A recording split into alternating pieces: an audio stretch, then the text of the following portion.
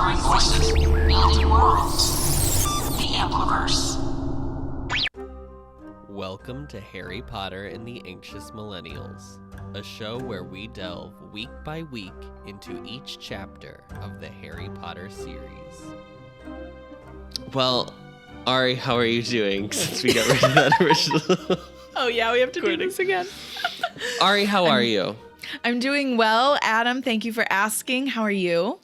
Good, I'm well. Thank you so much. How is your house search going? Oh, yes, we did.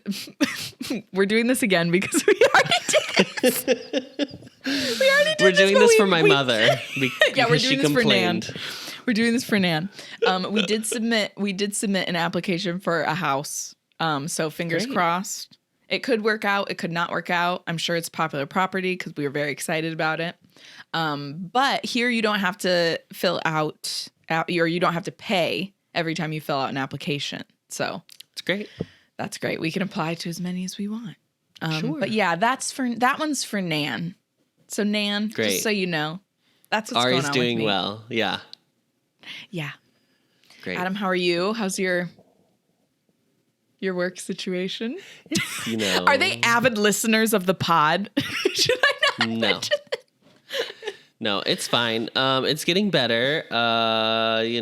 We just take it a day at a time. When did you say it like is off season again? By July? Yeah, So it's like July, it starts these- to slow back down. But is the new, like transitioning to the new space at least a little bit better? Yeah, that's getting better. That's good. So Good. great. Well, Arri, this week we read chapter 15 called The Hogwarts High Inquisitor. What happens in this chapter?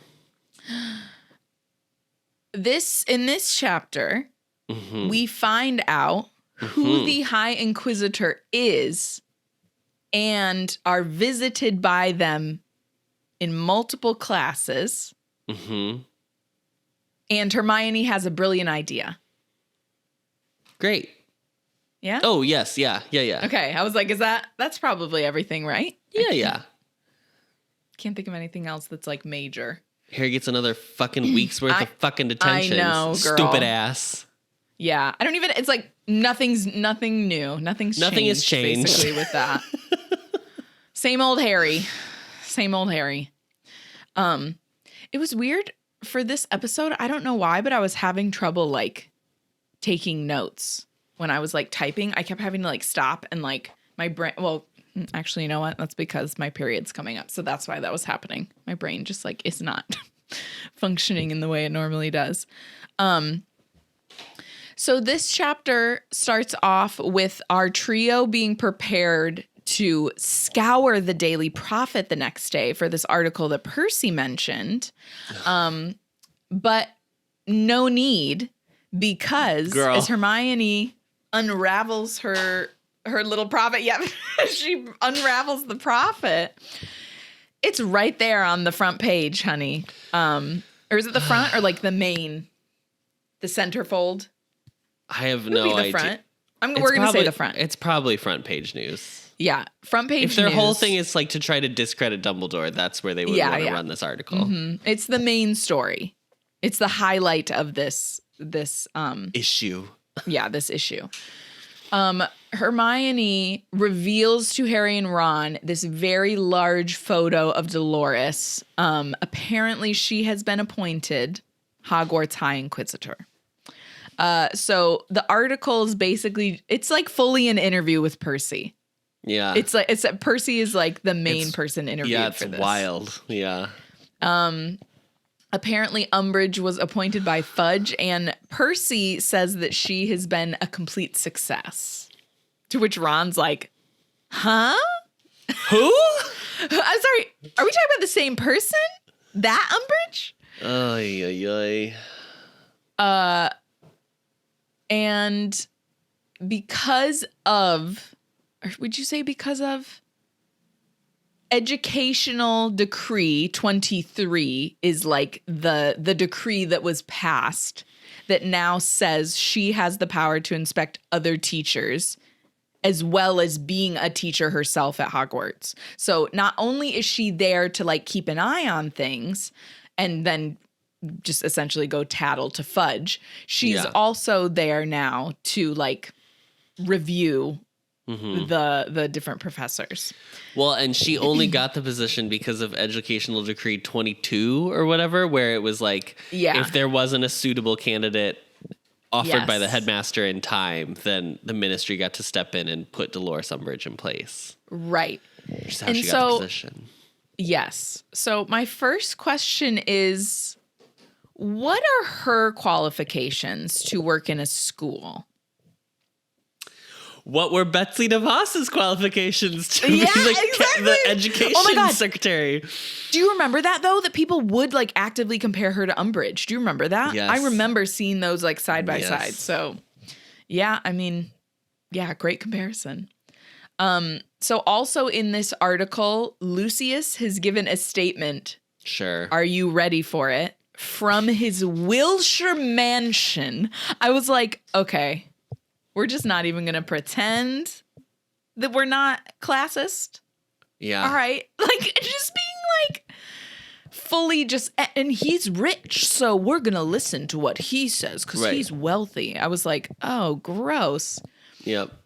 But Lucius says that he feels much better about little Draco being at school now because Dumbledore is subjected to fair and objective evaluation. Sure. I think this is the exact opposite of that. So I would not say that this is fair or objective towards Dumbledore because we know that they actively dislike him. Right.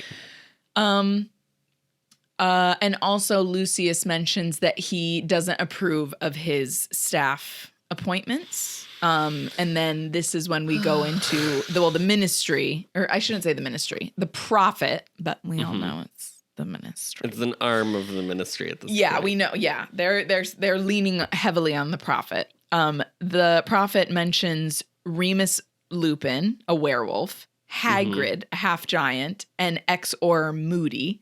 So I'm gonna go ahead and take this as confirmation that they have not shared that the Moody that was teaching at the school was in fact Junior. Like, they're going forward with just saying it's Moody. Maybe, did Dumbledore not? No, that's not true because Fudge is the one that had the Dementors go and give him the kiss. Right.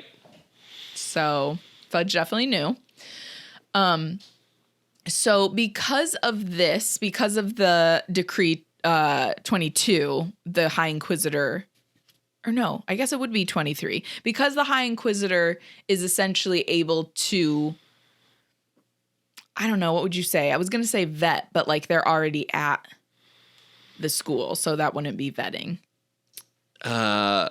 Review or like... Yeah, review or remove the professors if they determine they're not fit. Oh, boy. Since now the ministry has elected a Hogwarts High Inquisitor, 2 people have resigned from the Wizengamot. Yes, we stand with them. Yes, we stand with them. But Madame Marchbanks, who was kind enough to give a statement saying that she supports Albus Dumbledore, was then immediately linked to subverse goblin groups. Yes. Like a sentence later. And I was like, it's crazy. For a full spread on this woman's connections to nefarious dealings with goblins, please see page 17 of the Daily Prophet. Yeah. And then, but Malfoy from his manor, we can trust him because he lives in a manor. Like, it's just, it was like. And is a Death Eater. Yeah. Just have him lift his arm up. Like, lift his shirt up. Yeah, hello. I'm sorry, girl. You would never catch me with a dark mark. Yeah, right. I'd have to wear long sleeves all the time. All the time. I wouldn't be able to enjoy the summer. Yeah, go to the beach. what is that about? Yes, our pale skin needs that sunlight. Oy. So they're all kind of, they're like, well, we're better go to class because we're probably going to see her today if she's going to be, you know, sitting in on the classes. But they actually don't see her for the first few classes. So they don't see her in History of Magic. She's not there. She's also not in... I don't even think she could get rid of Bins. Yeah. He would just continue, like, whether she was talking to him or not. Well, like, even if she, like, asked him questions and he answered, what is she going to be like? I'm removing you from your... Like, you can't remove a ghost from his post, girl. He's just like, she's like asking him questions. Like, she's like, how long have you been working here? And he's like, 500 years. Right. Like, she's like, oh, okay. Yeah, there's no way she can remove him. He's a staple. He's free labor also. Yeah, he doesn't have a pension. But also, it is a little, I'm like, okay, so like something like that, I guess that she wouldn't be worried about that though. Because he's clearly not, in her mind, what a dangerous professor would be. So they're expecting to see Umbridge in their classes, but they don't. When they get to potions, she's also not in potions. Harry unfortunately discovers that he has received a D on his most recent assignment from Snape. So I would just like to say, if Snape is such a good guy, why is he putting Harry's education at risk? Sure. Give me an answer.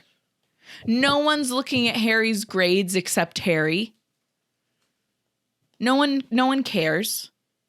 No one's like, oh, he must be giving him bad grades to protect him. No one's saying that. Sure. I also think Harry Potter is bad at potions. Yeah, but like Ron got a pass, so I'm thinking that Harry at least... he got a poor. I'm sorry, a poor. But that's better than a D. Which is... What was D? Dreadful. I'm going to read those. Dreadful. Yeah. I'm going to read them. Perfect. So... I'm glad they explained them because we were saying all this and I was like, what does any of this mean? But then she does explain it later. Yeah. So after the potions class, Harry's like, he kind of noticed Hermione was trying to look at what he got on his assignment. So he like is trying to hide it from her because he doesn't want her to know. Sure. Oh, I remember that.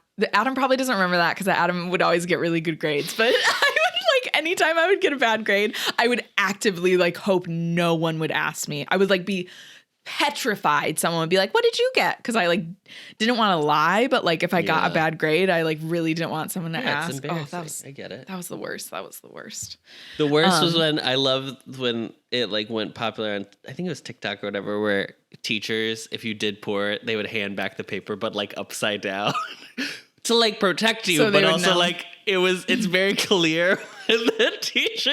They're still like, doesn't actually help. They're trying to they're like giving it away accidentally. But you're still giving it away.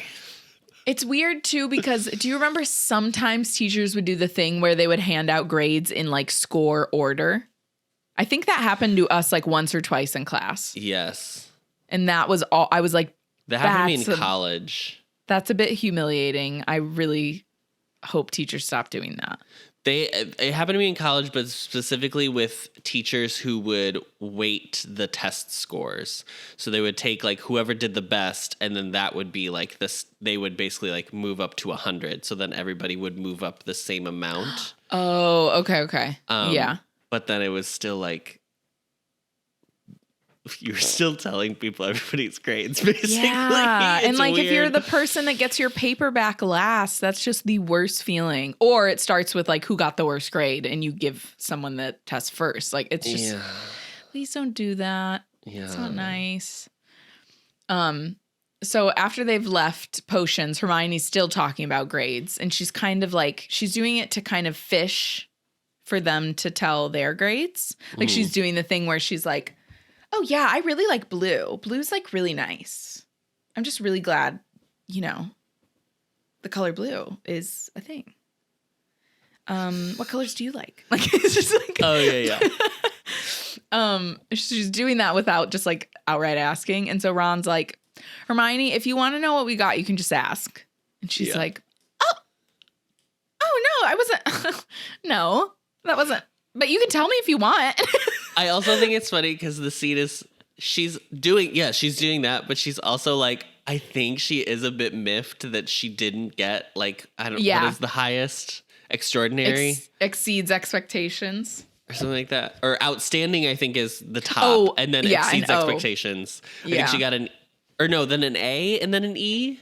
I don't even... Girl, what is this scoring system? Yeah, I don't know. Okay.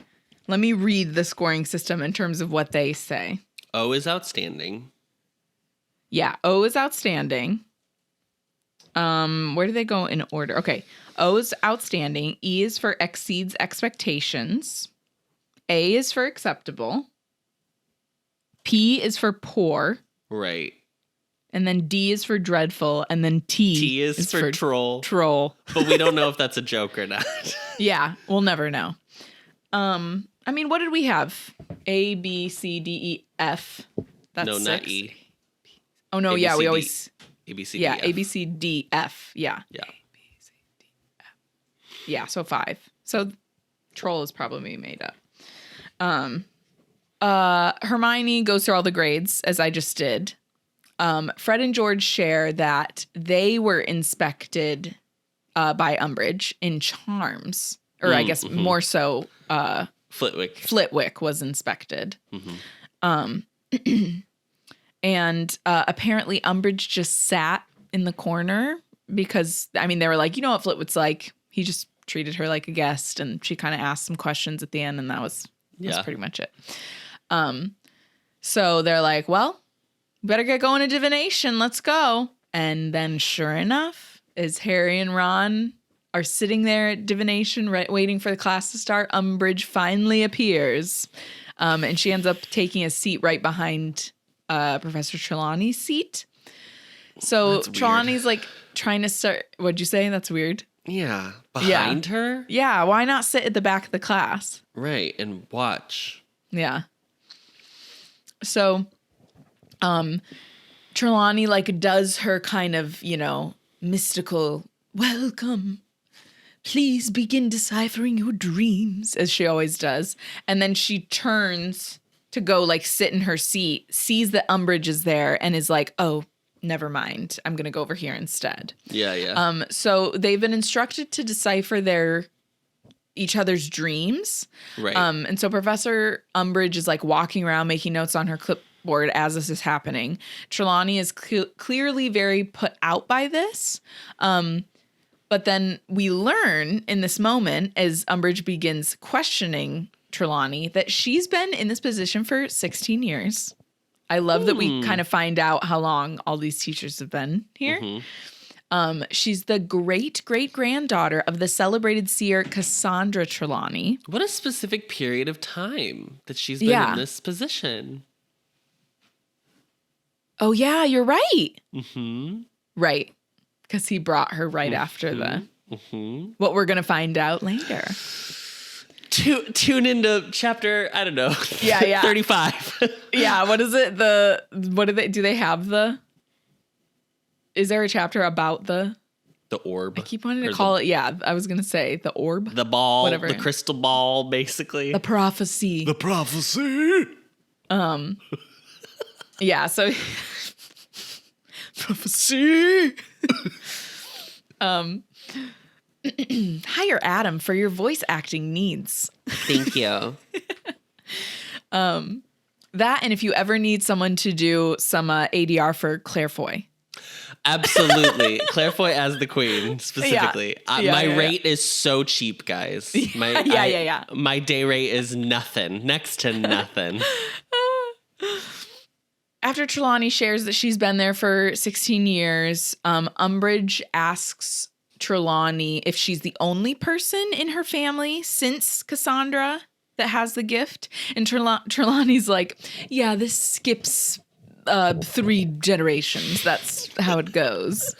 And I was like, oh, it's like the twins thing of like, it's like skips, isn't it? Like it skips 2. Or it skips a generation with twins. Oh. I was like, interesting. But then after Trelawney, says, yeah, it skips 3 generations, Umbridge is like, okay, can you predict something for me right now? Which I was like, can't be how it works in general, right? No. That's crazy. I was gonna say, like, I was like, even if you are a person that like doesn't believe in that, you have to know that like if there is a person that genuinely does have that gift, it's not just like we all watched That's So Raven. we know how it works. You just have a vision. When you have a vision, it just happens. Right. It's crazy. I mean, I don't know how that's the end of it. Like her just being like, you need to predict something for me right now. And if you don't. Yeah, what the fuck? That's it. At first, Trelawney is like, the inner eye does not demonstrate on command. That's not exactly what she says, but she says something similar to that. I can't remember exactly what it was. And then Umbridge is like, okay, I see. And then Trelawney is slightly affected by this. So then she's like, wait, I do see something. And Umbridge is like, uh-huh. And then Trelawney proceeds to tell Professor Umbridge that she is in grave danger, as she always does. That's like her little default thing that she does, to be like, you are in mortal peril, grave danger, death is looming ever near. Listen, if you're gonna go for a prophecy and everybody on the earth dies at some point, I mean, it's a pretty good safe bet that at some point someone will die. I mean, to your point of saying that Trelawney is right sometimes. I mean, Umbridge does have kind of a rough go of it later in this chapter. In the book, yeah.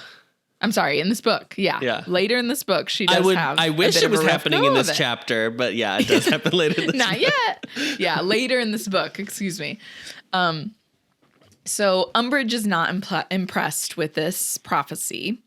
And annoyed by this, Trelawney then ends up very loudly interpreting Harry's dream, foretelling that he's going to die a gruesome death once again for like the 100th time. Yeah.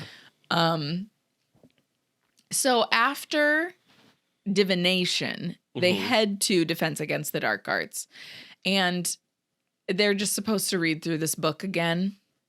So they're going to do the thing where they read one chapter a week? Every lesson, it seems like. Yeah. What is this? I was like, I don't even think we read like one chapter in class in like 6th grade. If we were, it would have been like out loud reading. Right. So Hermione is such a girl boss in this chapter. It's so good. I know. It's so good. So once again, Hermione raises her hand, but Umbridge has like prepared for this a little bit more. So she approaches Hermione and asks what her question is very quietly, so the people in the class cannot hear. To which Hermione responds that she's already read chapter 2. And Umbridge is like, okay, you can read chapter 3 then? To which Hermione says, oh, I've already read chapter 3. I've read the whole book. This is so hot. There's nothing hotter. I know. Because you also know that she's not like she read that whole book. No. It's not a lie.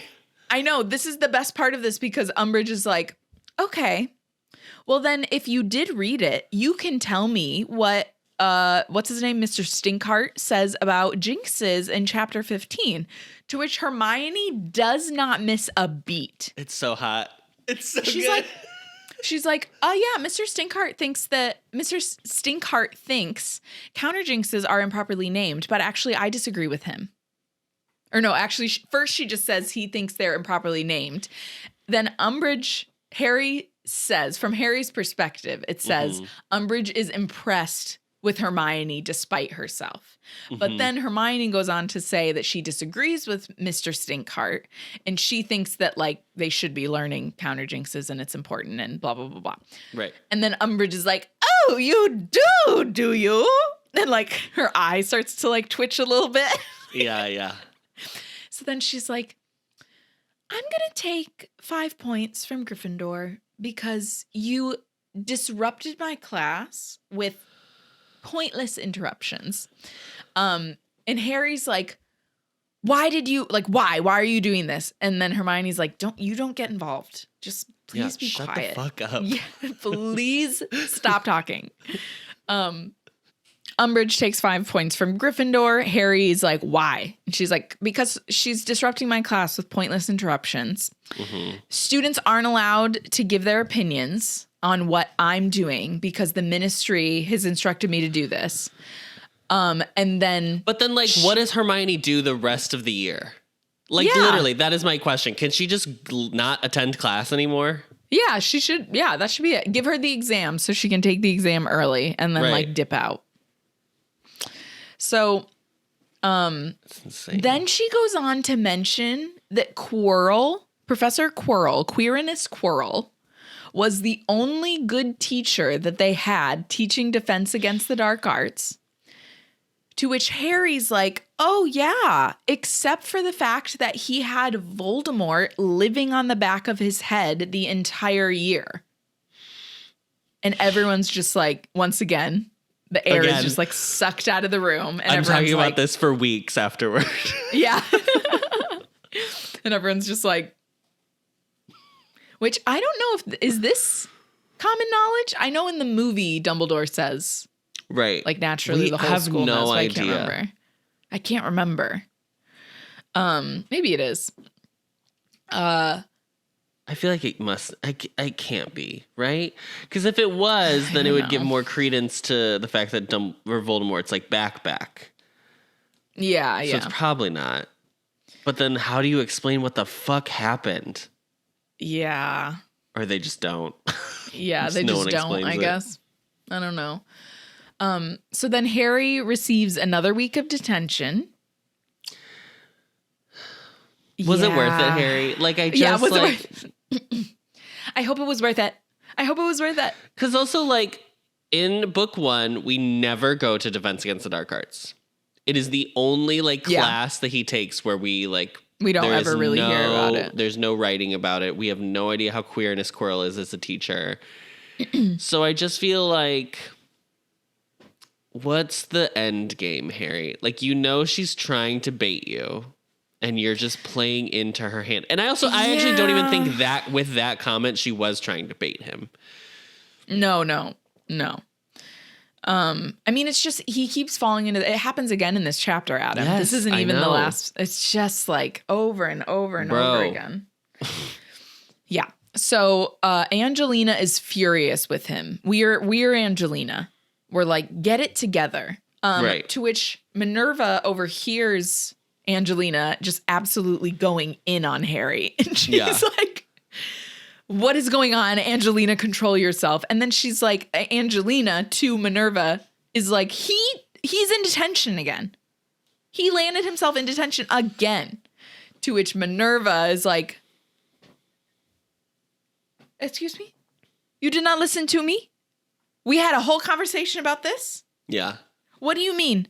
Did you lose your temper with her again? And he's like, yeah. And she's like, well, I'm going to take 5 points from Gryffindor. And he's like, blah, blah, blah, blah. And she's like, you clearly are not learning from this because the detentions are having no effect on you. Right. You're seeing it as like a power struggle and not actually like, shut the fuck up. And she's hoping that actually taking points from him will actually help him wake up a little bit and like kind of calm him down, calm himself down. Yeah. Can I ask a question? Yeah. What does a seeker do in Quidditch practice? Chases golf balls, right? Remember? That's what he would do? Chase golf balls around. I just feel like a seeker is such a position that has nothing to do with any of the other members of his team. That, like, what does he need to practice? Why does he need to be there? Just tell him to go practice elsewhere at other times. He doesn't even interact with the other members of his team. The seeker literally just, like, hangs out and waits to find a little gold ball flying around. Yeah. It's my ideal position on a Quidditch team because I don't have to, like... Oh, my ideal position is absolutely not being on the Quidditch team. My ideal position is not even watching the game. Can't be bothered. Yeah. Nowhere to be seen. Nowhere to be found. Where would you be? Where would you spend your weekends? In Hogsmeade, do you think? I don't know. Are they just this is a great question that I have next chapter, but when can they just go to Hogsmeade whenever? I think only on the weekends. But is it every weekend or is it only specific weekends they can go to Hogsmeade? Oh yeah. Okay. Well, in the third book, they make it sound like it's like the next Hogsmeade weekend. Yeah, in this book too. Okay, so it's like what, every other weekend? We don't know. Once a month? Once a month? Probably once a month makes sense. Yeah, but then like maybe. I guess you got to get your hair cut. I bet the barber in Hogsmeade is booked and busy that one weekend. Not in the fourth movie, girl. No, he was out sick. Yeah. Yeah, he was out sick. He was petrified. Away. Yeah. So, Harry has still not mentioned to Minerva what's happening to any adult, to anyone other than Ron and Hermione. He has not mentioned to anyone what's actually happening in his detentions. And are you about to ask the same question I'm going to ask? What are you going to ask? When did he tell Hermione? Why can I not remember? I don't know if it was like explicit. Oh no, he does. He comes back and tells her after something. Cause it talks about, it doesn't like recount their conversation, but it recounts like him telling her what's going on. Okay. I know what it is. It's when it's at the party when Harry comes back after she touches his hand and he gets the shock in his scar. Okay, so I was thinking about that, but I didn't remember that he told her about the hand, because wouldn't she have had like a much bigger reaction? Well, because he just tells her in the way that it's written, it says that he recounts the experience, meaning, and I took that to mean like what's all been happening the whole week. Yeah. Because it doesn't really specifically say the hand thing, but also like I feel like in order to explain why she was touching his hand, he would have to explain why she would be touching his hand in the first place.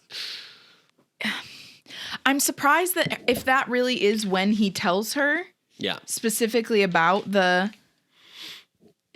Hermione, I'm really surprised that Hermione doesn't have a bigger reaction to that happening to him. Because she just is like, you should talk to Dumbledore.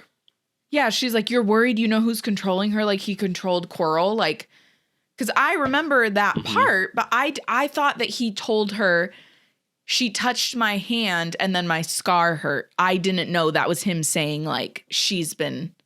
Well, because it's not a specific, like, the dialogue isn't written of what he tells her specifically. It just says, I think it says, like, he tells her about the event or something like that. I don't know verbatim, and I don't actually care. But I inferred it to mean, like, he told her, like, so here's what's been going on, and then because of that, she touched my hand, and my scar hurt, and now I'm worried that blah, blah, blah, blah, blah. And then that's when they pick up the conversation from there. Yeah, but it's not specific so either weird. way. Yeah, that is so weird because I was like, I genuinely was like, had no recollection of him telling her. So I was like, how?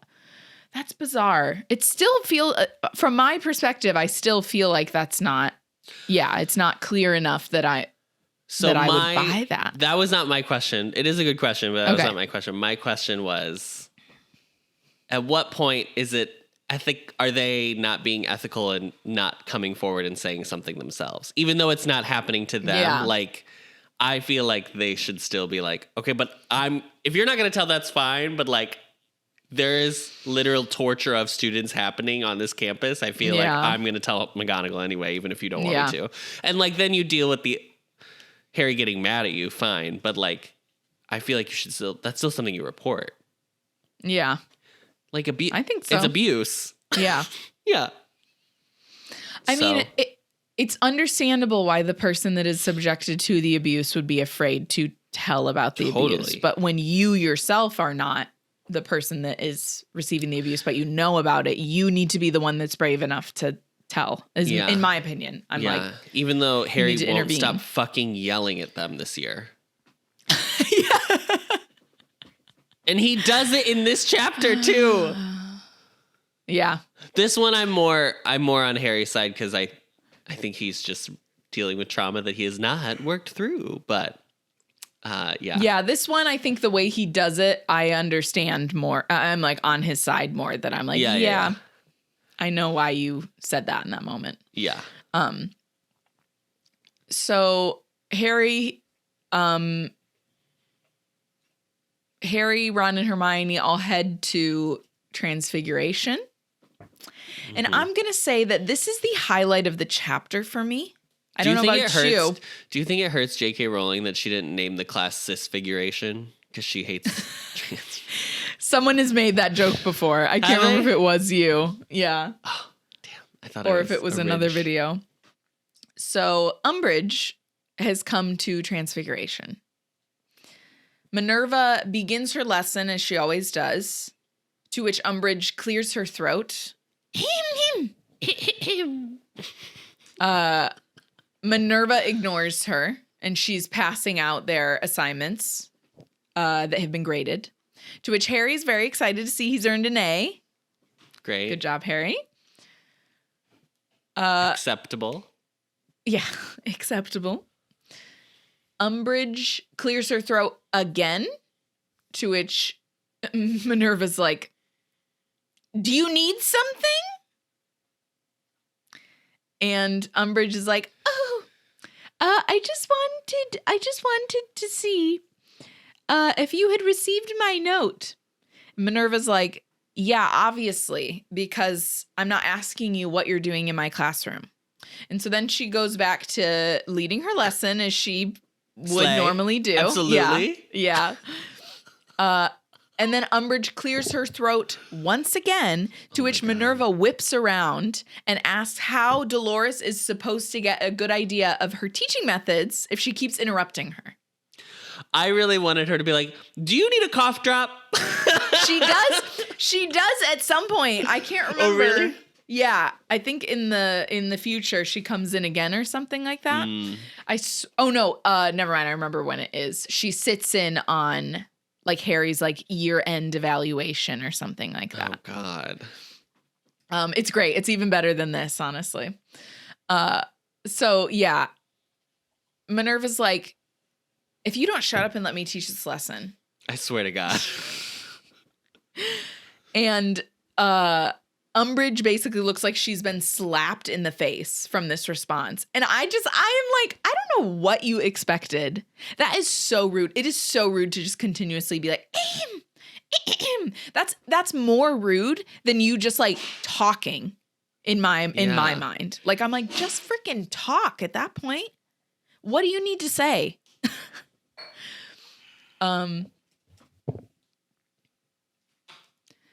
So Umbridge looks like she's been slapped in the face by Minnie. And so then she just immediately begins like writing furiously on her little notepad. Yeah.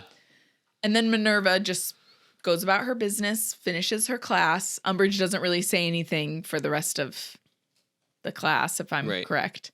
And Harry, even though he does make a comment being like, I don't know how she can be talking to me about like keeping myself together when she clearly like cannot stand her.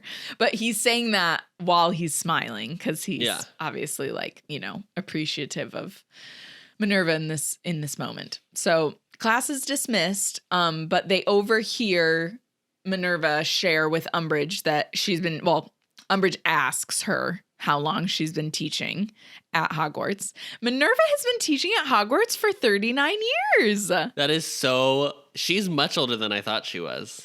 Yeah, she's closer to Dumbledore's age, you know, than if she started, like, let's say she really did start when she was like 20. Mm-hmm. Then she's like late 50s, early 60s. Yeah, she could have. I could see her being a professor, like, when she was like 25 or, you know, like right out of school or fresh whatever. I don't know what that's what I was going to say. You can't like become a teacher at Hogwarts after you've just only been schooled by Hogwarts, right? Yeah, so you would have to go to like an academy or something? Academy, like or a college, or university, or you have like an apprenticeship with like a master of whatever you're teaching. Yeah, I don't know. I'm thinking like herbology, maybe you like, right, but like that's a specific kind of like science. Yeah. I mean, I love Minerva, don't get me wrong, she's one of my favorite characters, but I do have a lot of questions about like why is transfiguration a required subject? Like, why are we transforming mice into thin air? Why are we vanishing? Yeah, why are we vanishing snails? Why are we, in the next chapter we're vanishing kittens? Like, what are we doing? Yeah. Where are they going? What are you doing with them? Yeah, where Very do they concerned. go? We need the ASPCA up in here. Yeah. And Minerva as a cat yourself. As a cat. So yeah, she'll have been teaching there for 39 years as of December. And Umbridge states that her review will be coming soon, to which Minerva's like, great. I can hardly wait. Look forward to it. Thank God. Also, like, it's so hot how confident she is as a teacher that it's like, what are you going to have to say? Honestly, yeah. I'd love to read it. I'll look for that. Please tell me how I'm teaching. I can't wait. I know it like just the two of them. Like this was the highlight of the chapter. It was so great. So I just good. love her being like, you have nothing to tell me. Right.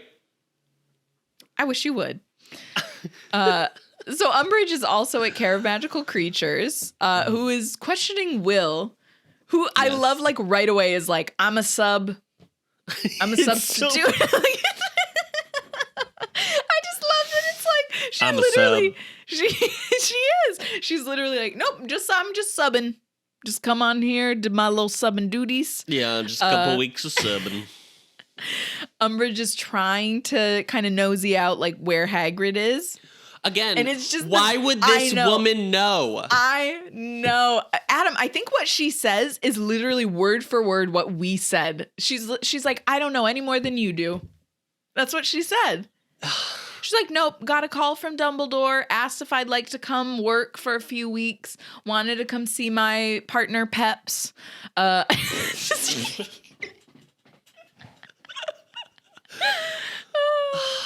It doesn't make any fucking sense.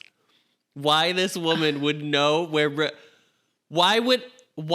For what reason? There is no... Also, she's like, Albus Dumbledore didn't even tell me where Rubius Hagrid is. And it's like, yeah, that's HR policy. Why would he tell you? Girl? HR policy. Umbridge, have you ever been in an HR department coming from the ministry? You should know. HR would have an absolute fucking field day at this school. Oh my gosh, would be I can only imagine. I can only imagine.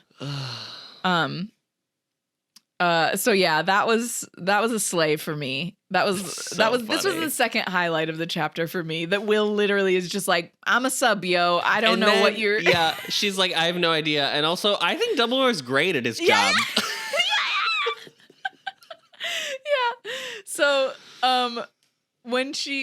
because Umbridge is asking her as an objective observer, like that's why she's like, you're, new here. So what do you think? How do you feel about everything? Do you feel like you're supported? Do you feel like you're really, being invested in the way you want? Yeah. She's like, yeah, I love it here. And Dumbledore's excellent. And then it says that Umbridge she's like, what was the term? It was such a good way of explaining it that she's just like, oh, great. like, yeah.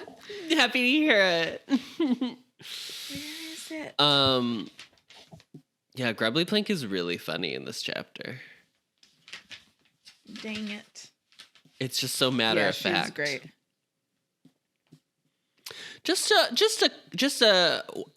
For some reason I feel like Grubbly Plank is like a Welsh woman. She's just like salt of the earth. Yeah, she's gotta be.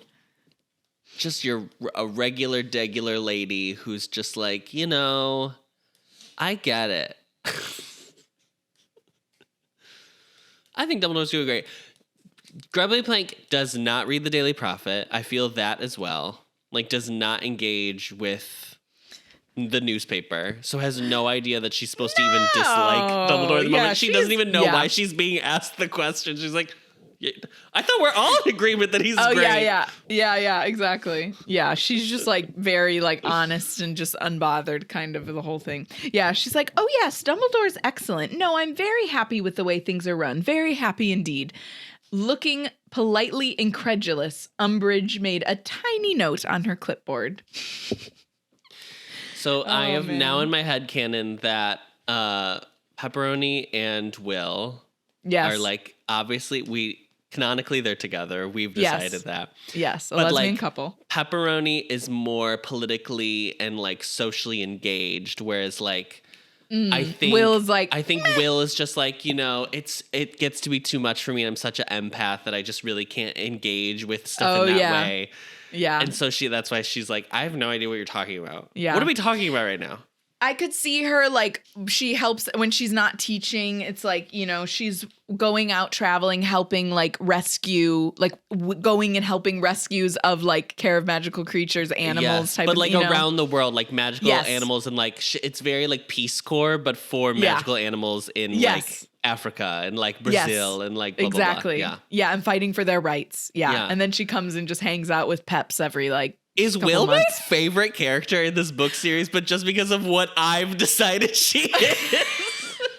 I mean, she has to be at this point. Will and Pepperoni are totally my favorite character in my mind. Yeah. I just feel like they have the best love match out of anyone. They have the greatest backstory ever written. Yeah. People talk about the Drarry fanfic. Give me the Will Pep fanfic. Yeah. Willaroni. I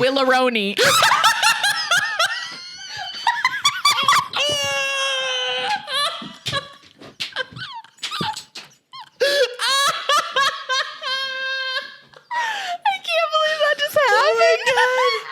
Oh my god. I gotta use that clip. So after Will says that she's Dumbledore's biggest fan, Umbridge starts asking the class about the rumors she's heard about injuries happening in the class previously, to which Malfoy speaks up. She did ask Goyle the question, and I love that Goyle does not speak, and then Malfoy just starts talking. Yeah. Like I was like very on brand for them, even though Goyle was asked the question. So Malfoy's like, oh yeah, that was me. Just like Hermione being asked about whatever in Defense Against Dark Arts and Harry responding on her behalf. Yeah. That's why Draco and Harry are really meant to be together. Yeah, that's why. Drarry. We're back at Drarry now. So Malfoy's like, oh yeah, that was me. I was slashed by a hippogriff. And then Harry interjects and says, well, that's because he didn't listen to what Hagrid was telling him to do. And then he receives another night of detention. Again. I mean, at this point, like, I can't help you. Harry, also, the hippogriff thing has literally been litigated. It's done. Like, you don't have to worry about it. Hagrid's not even here. What are we... God, he's so dumb. I know. So after the detention that night, Harry's hand is like openly bleeding. And Hermione's also, you know what? I'm not done talking about the hippogriff situation, because here's what I want to say. Okay. Draco was wrong. Okay. Draco was absolutely wrong. He didn't listen to Hagrid, and that's what got him in trouble. However, in your first year of Care of Magical Creatures, do you really think you should have been working with a fucking hippogriff? No. Yeah. Come on. An animal that if you don't approach it correctly is going to like attack you. Maybe we should leave that for like an advanced level of... Hagrid is not a good teacher, and I refuse to believe this narrative that he's fine, because he's not.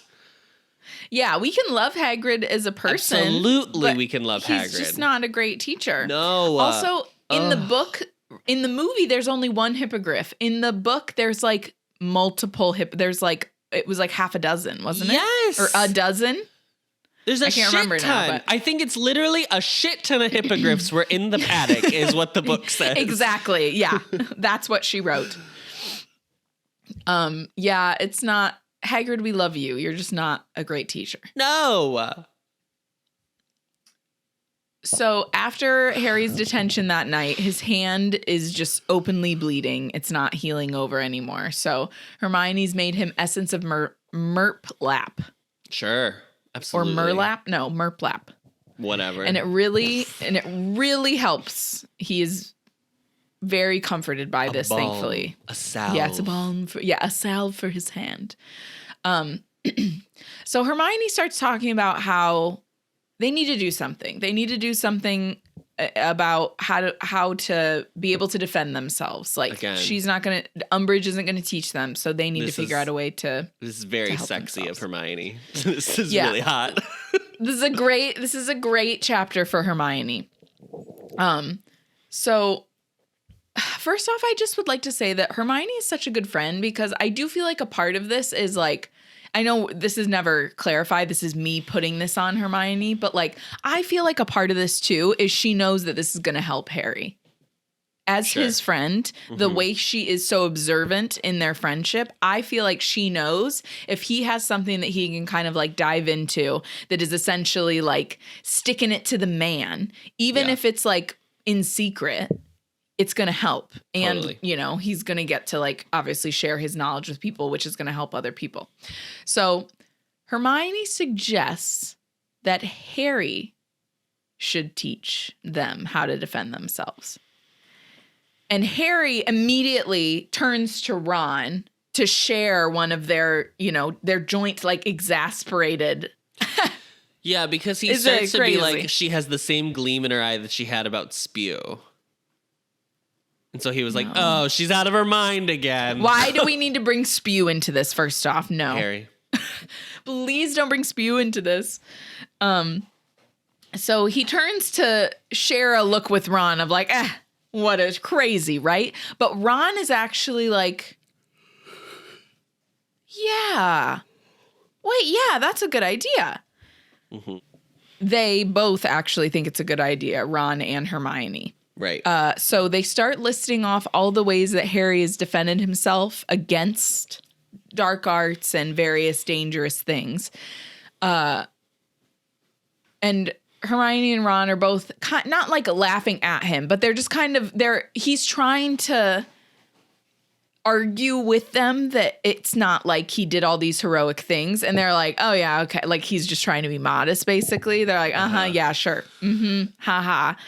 The only but Harry, that's annoying is like he has that whole part at the beginning of this book where he was like, you weren't there when I did all these things. I did all these things by myself. And now he's being like, I didn't even barely do anything. It was all luck. And I was like, so what's the truth, Harry? What is the truth? Which is it? Which one is it? Yeah. So he is very upset by the fact that they're kind of making light. It's not that they're making light of it. Mm-hmm. The way they're reacting, I think he misunderstands the way that they're reacting, basically. And he gets defensive. Mm-hmm. And he jumps up and then he starts explaining that they don't know what it's like and they don't understand, that it could have been him just as easily as it was Cedric. Like, it wasn't like he didn't do something right and then like he ended up dead. It was just like he was unlucky and Harry was only kept alive for Voldemort to do whatever he was going to do. Otherwise, Harry would have been dead too. Right. And I think that Hermione's response to this is honestly really well said, that she validates how he's feeling. And she says, you're right. We don't know what that's like. That sounds like a lot and we haven't experienced that, but that's exactly why we want to learn from you, because you're the only person who really can, he has experience. I don't know. Yeah. Like, give an example of what it would be like, or, kind of show what the situation that you've been in, like how you responded and whatever. He has firsthand experience in a way that none of them do. So Harry's just kind of quiet. Hermione asks him to think about it for a while, but just leaves it there. She doesn't, mention it. And then they end up going up to bed without him. He cleans up the broken bowl, and then he follows Ron up to bed. And then interesting that she made a point to mention that he wakes up the next morning with his scar prickling. I don't know why that she made sure to include that in the very end of the chapter.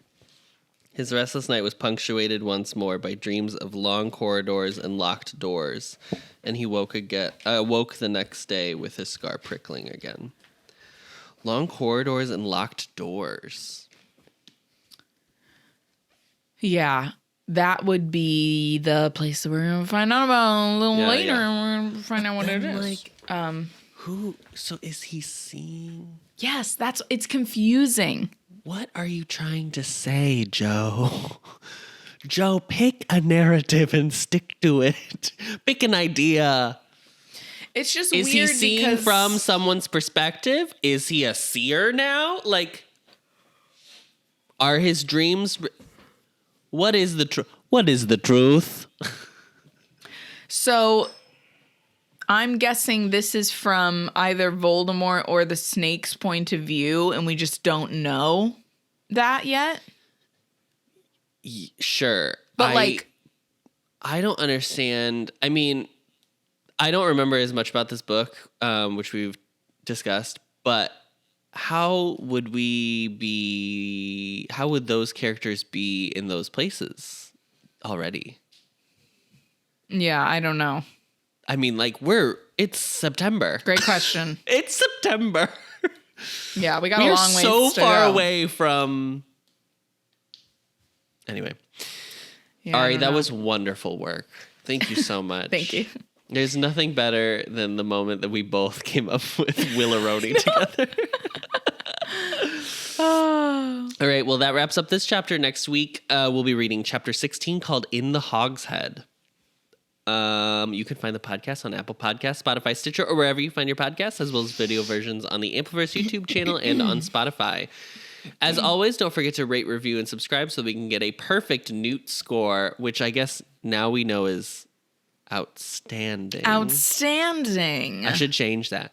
5 stars only, or else you'll also, again, have to spend another week in detention where you're carving into your own skin.